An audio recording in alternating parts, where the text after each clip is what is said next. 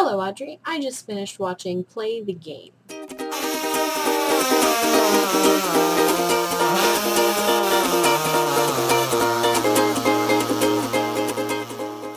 This is the way Netflix describes Play the Game. When a ladies' man gives his lonely grandfather Joe some pointers on dating, Joe becomes a big hit with the women in his retirement community.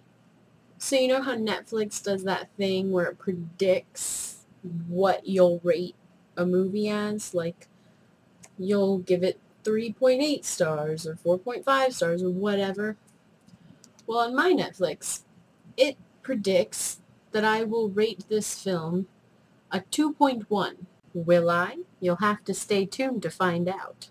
One thing I noticed about this film is, from the description, you totally expect it to dwell on the old people, right? Like, part of the reason I wasn't too thrilled to watch this film is because it was about an old dude that was a ladies' man, and quite frankly, it grosses me out just a little bit. But surprisingly enough, the main plot of the film is not about an old man becoming a ladies' man. No, it is actually about his grandson finding a girl that he really likes and deciding to change his life around. I look like I have a mullet. Go David. So he's trying to win this girl over, and he's using every single trick in his book and everything. And meanwhile, he goes and visits Grandpa in the retirement home and gives him advice about being a ladies' man or whatever. And just so you know, within the first 10 minutes, they say the name of the film, and Andy Griffith does this hilarious, just, not even hilarious, it's an adorable old man dance that seriously just needs to be gift. As a matter of fact, someone should gift me Andy Griffith doing his little old man dance in that film. Go on, do it. Now, technically speaking, there isn't really a lot to look at in this film. I mean, there's really no special effects, no crazy camera angles. There's nothing really there's not a great emphasis on the camera work, I guess you could say. It's not really a film that calls for a lot of unique camera work. But they did have a really nice use of depth of field. I mean, that was great. Also, there's this scene where David is having an epiphany, and they focus on his reflection in a window, and there's some nice split lighting going on because he's very conflicted. So yeah, that was good. The line delivery was okay. There were only a few lines that really bothered me, but I think that had a little bit more to do with the writing than the acting. When I lost you,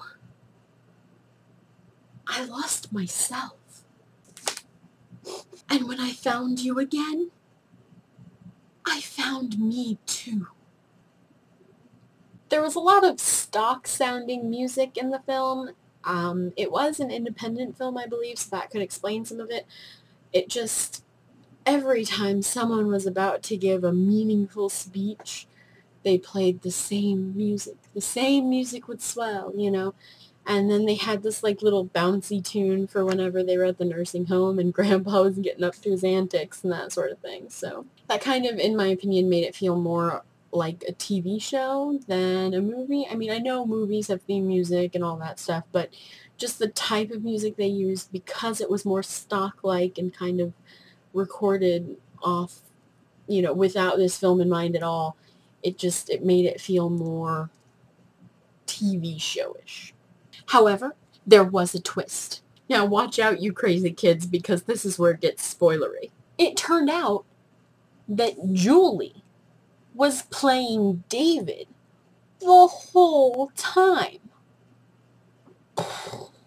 Yeah, I saw that coming. It was a fun movie, and there were moments that made me laugh, so it wasn't all bad. And the guy that played David was kind of cute, so there was a little something to ogle while I watched this fine film. He was really tall and, like, he was pretty. But I still didn't really like the film. I didn't hate it, but I probably won't ever watch it again.